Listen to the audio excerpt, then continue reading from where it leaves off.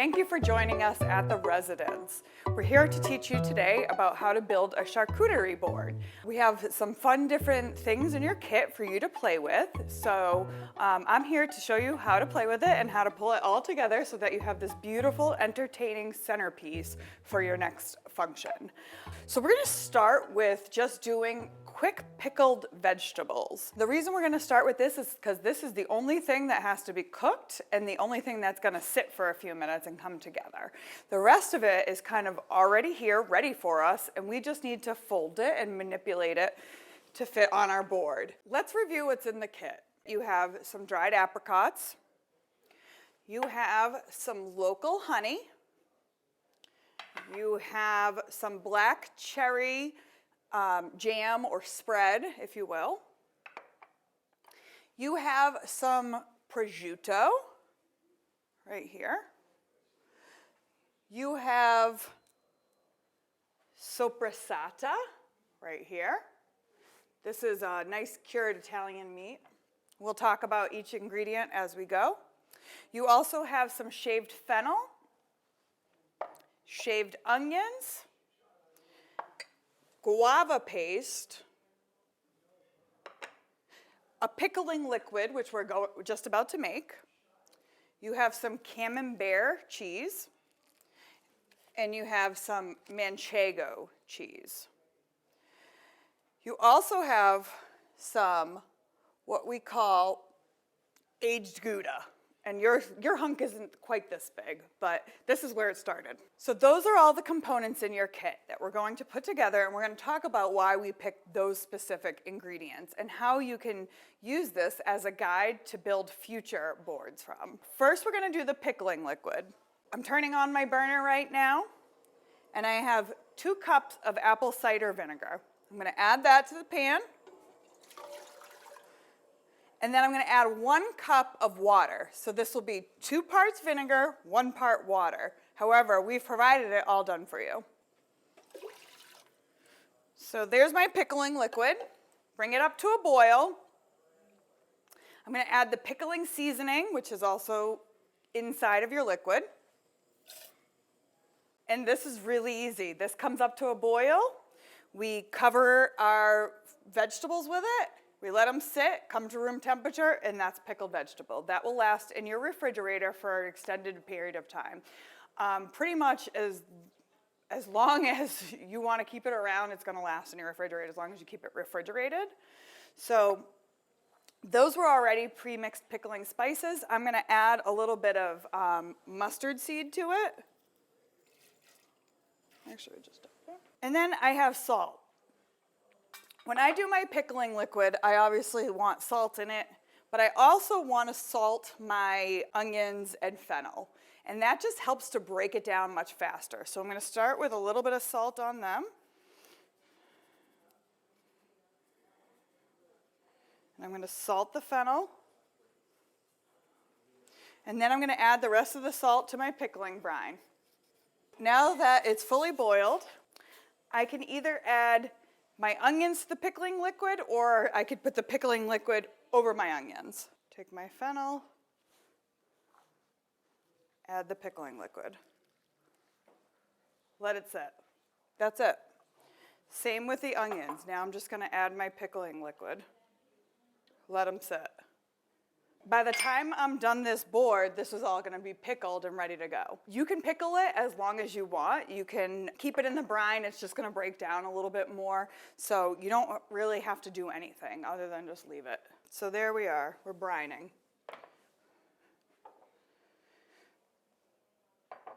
The best way to use your vegetables in a brine for it to quick pickle is to shave them so they're nice and thin so it quickly breaks down. So that is what we have provided for you in the kit. Okay, next we're going to move on to the cheeses. We have camembert. That's the first cheese that I'm going to work with.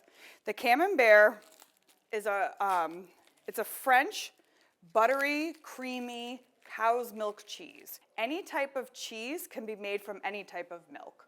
So you can make a goat camembert, you can make a sheep's milk camembert, or you can make a cow's milk camembert. So you will see this variety amongst the marketplace. But here we've gone with a cow's milk camembert, which is your typical French camembert. Now, there's multiple things that we can do with this cheese on a charcuterie board. For one,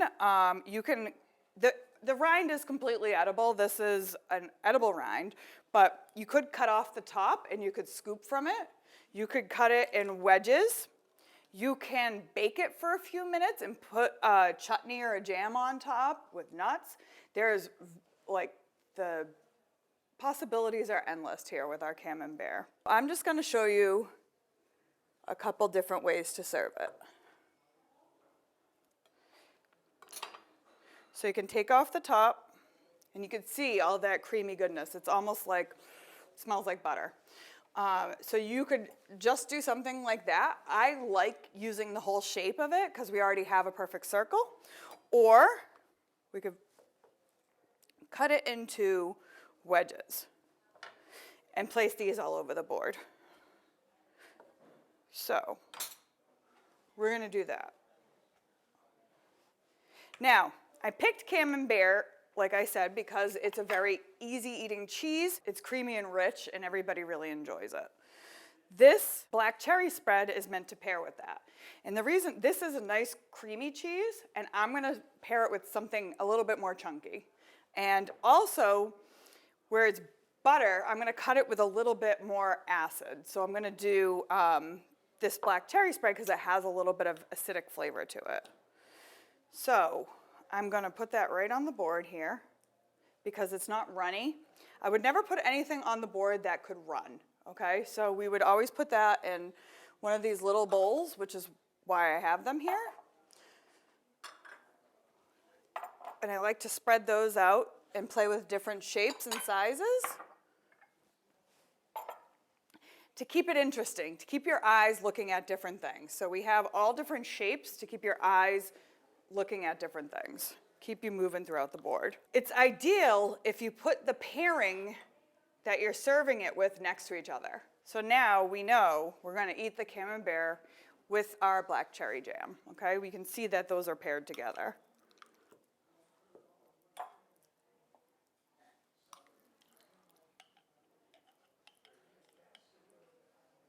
The fun thing about charcuterie boards is you can kind of mix and match how you want to eat. You don't have to just have one piece of cheese. You can have a piece of cheese with a piece of meat, with an olive, with a fruit, with a vegetable. So there's all different ways to combine in your mouth. The next thing we're going to do is talk about making cheese roses, okay? So this is really going to impress your guests. This is going to excite the cheese board, if you will. It's going to make your board stand out from just your average charcuterie board.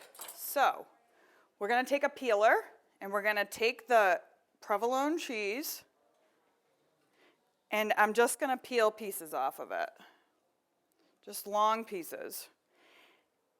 And as you can see, I'm lining them up on top of each other, one on top of each other. This is going to be the base of our cheese rose.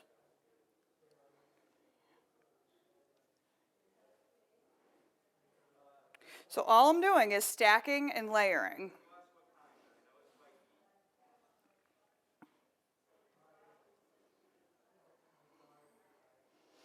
There is no specific number of layers that you do. It is how big you actually want your cheese rose. So we're going to keep going because I want to do a nice big one.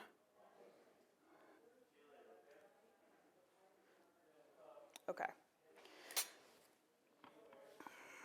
So now, starting from the end that I started at, I'm going to roll inward. And that's it. And I want to keep it tight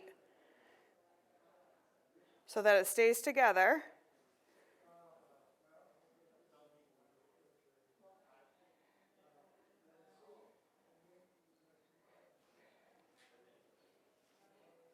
Okay.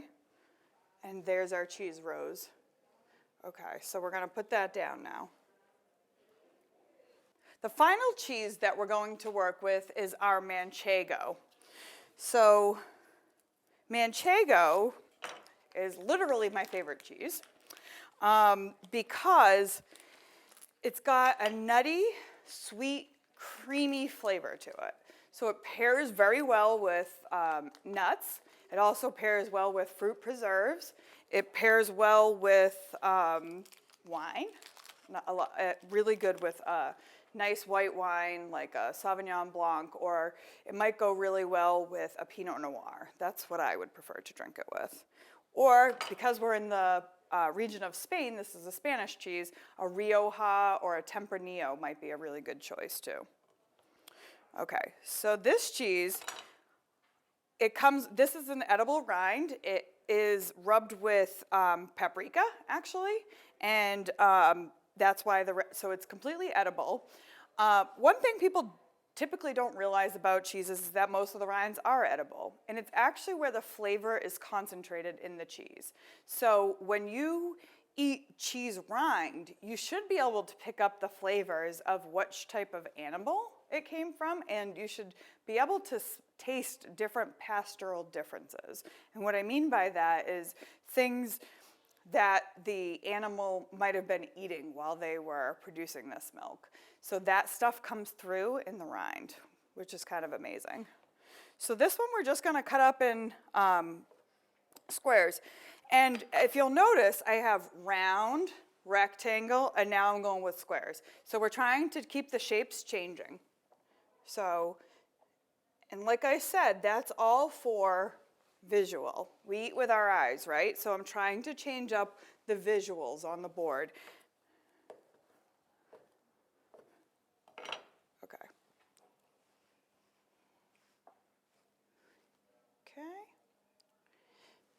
I have these nifty cheese knives here too that these are wonderful to put on your boards because people are going to be slicing the cheese. They're going to be sampling different things.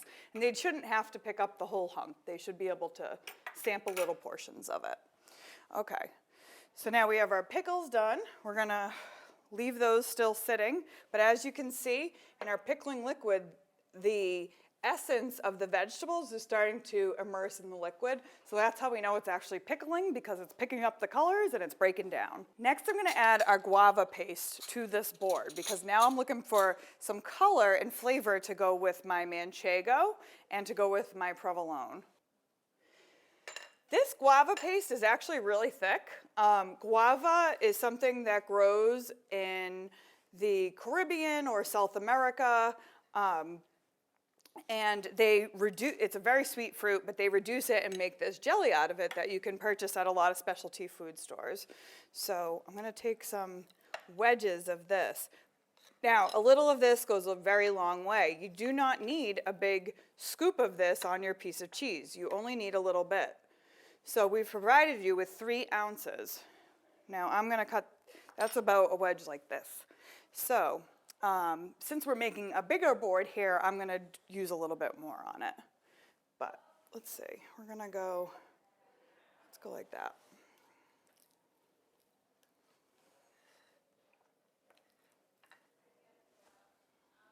Okay.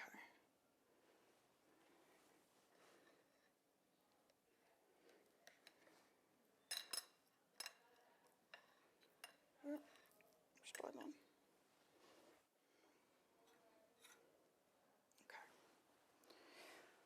Eventually, you're going to watch me fill all the spaces of this board. It keeps it busy. It keeps you looking for more. It makes you want to go back in and grab some more food to eat. So that is the goal of the charcuterie board. We've also been provided with some aged Gouda.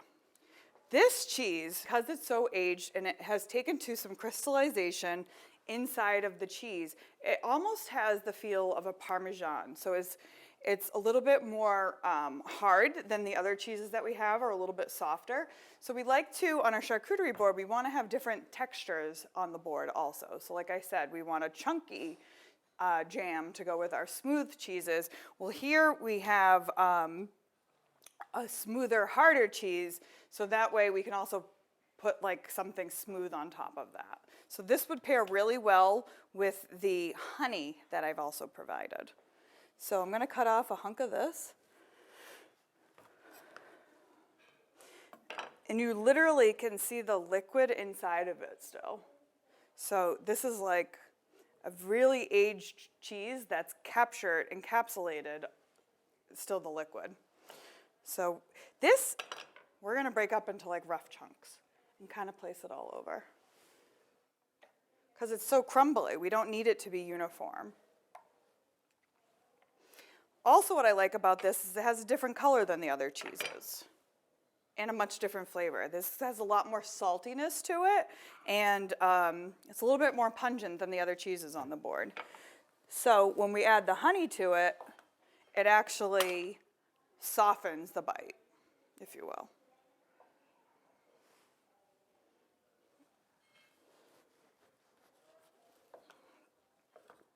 The serving sizes of the cheeses you have been provided are about 3 ounces each. An average person eating at a charcuterie board will eat 3 ounces of cheese. So what that means is if I have given you 4 different cheeses, now you have enough to pair for 4 people. So 4 people can have about an ounce of each cheese. Next, we're going to make a simple tomato flour. So I'm just going to pick one of our tomatoes over here. I'm going to remove the stem end with a paring knife. It has come out. And then we're going to cut down in quarters, but we're not going to cut all the way down. So just turn the tomato.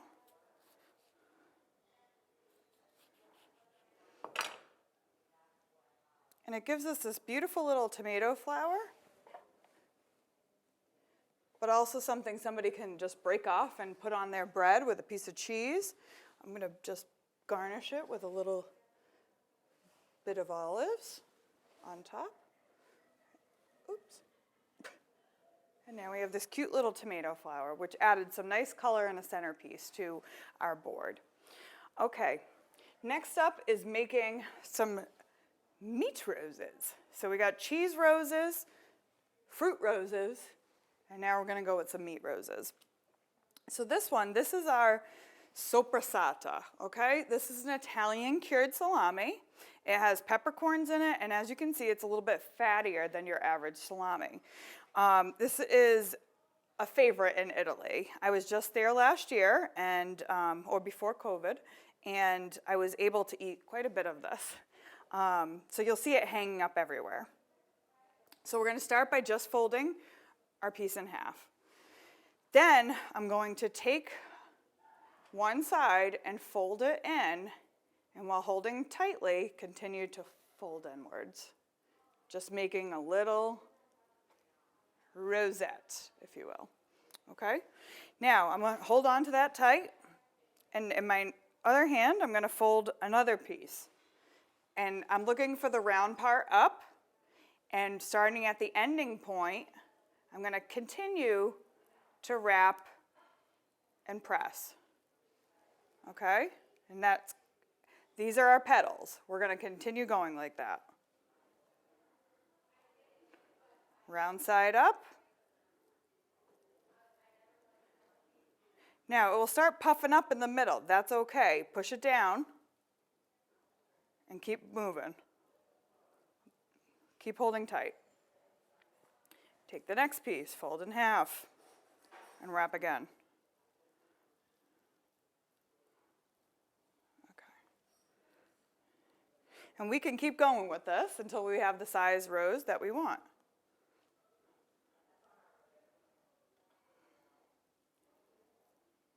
Okay. And now it's puffing up again. So we're going to push it down. And there's our little meat rose. And we're going to put this right next to our other rose.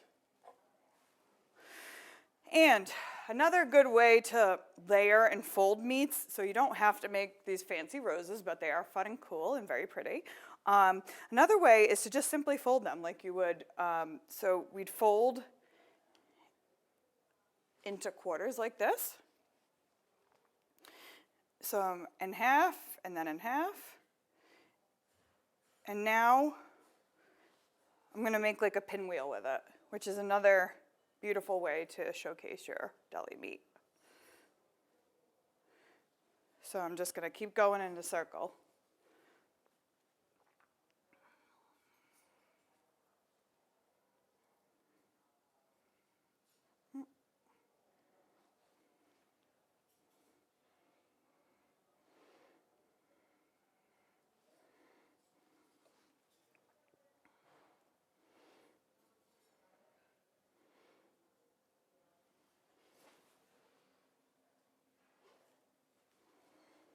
we've provided you with a wooden board. However, a lot of charcuterie boards are made out of slate, and sometimes that's so that you can write what the actual menu item is. So you can describe you can say soppressata on the board. But other fun things is just taking picks with a little tag on it and just putting that in the cheese too. That's wonderful for home entertaining. Okay. So the biggest challenge here is transferring this. It's easier to build it right on your board. So we'll have you look at that right after I fix it on the board.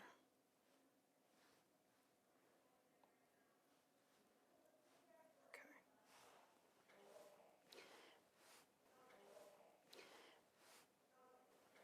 Now, we also have some prosciutto. This has been shaved for you. Typically, you can buy this at the deli counter for the domestic type, or you can buy this, from your specialty food source in, they usually have it in a cryovac package. Prosciutto is very thin and delicate to handle, so just, don't bring it out hours before you plan to use it. It does soften and almost melt in a way, so that it makes it hard to pick up when it's layered together. So I was just playing with this, and I'm going to show you another meat roast because I thought it was really fun. But because the prosciutto actually rolls really fast and easy.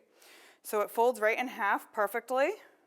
So we're going to layer it just in the same way that I did with the cheese. Fold it in half and layer. Okay. And then again, we're just going to fold from the inside.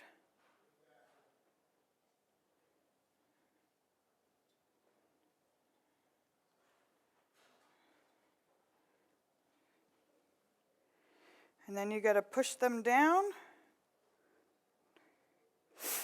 and spread your petals out and stuff them in there.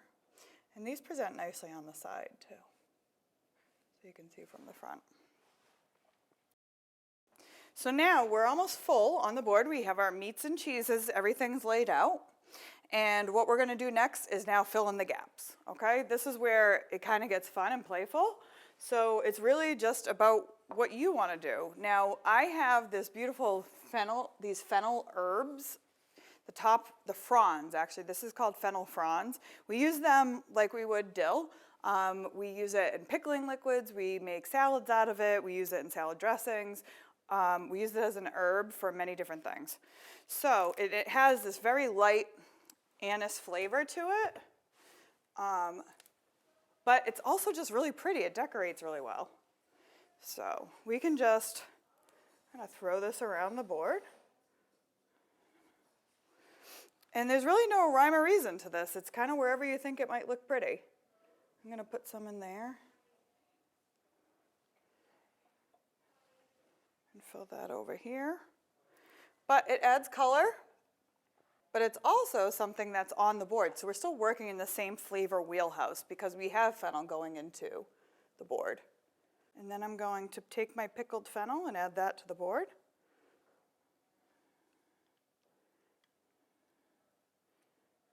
It smells so good. Okay. And now I'm going to take my pickled onion. I love, love, love pickled onion. I use it a lot here at the residence. We use it in salads when we want to soften the kick of red onion. A lot of people, get indigestion after eating red onion, and this really does take that away for you. So we have that. That's a beautiful purple color. So we have our pickles on the board. Now I have some dried fruit. This is where dried fruit, berries, cranberries, strawberries, anything you really have, little tomatoes, little peppers, this is where we just start filling in. And this is just beautiful. Adds the color, composes the... I would have sent some nuts with the kit, but due to nut allergies, we decided not to. However, it is something that is commonly used on a charcuterie board. So we're going to put these there. I got some nice piles every side, so that way any angle you're coming at this board, you can find some versatility. Find what you're looking for. Okay, then I just have a couple more things that I'm going to use for decor and just fill it in. This is very simple. One thing that most people don't know about is when you're doing catering or any sort of food presentation, things look better in odd numbers. So we don't typically just put 2 of things, we put 3 of things, or we put 7 of something, or 5 of something. We don't do 2s or 4s or 6. It's boring for your eyes. Okay, so now let's just add some peppers here. And now we have sweet, spicy, savory, all different flavors for your mouth to sample. Like I said, I would pair this board with either a Sauvignon Blanc or a Pinot Noir, okay? So now there's that. Last thing I have to add to the board is some honey, some local honey. This honey is gonna go great with the aged Gouda that we have. It's gonna pair well with the Camembert. So just sample it out. Try a little bit of everything. Okay. Voila. That is our charcuterie board, and that is how to build a charcuterie board. So, like we said, we're gonna want to have different colors, flavors, and textures on the board, and you want to always provide your guests with which types of cheeses they are, which types of meats. So if you want, you can use labels. Here we have not, but I will do that when I serve it. And that is the conclusion of your charcuterie board. I hope you enjoy, and thank you for coming to the residence.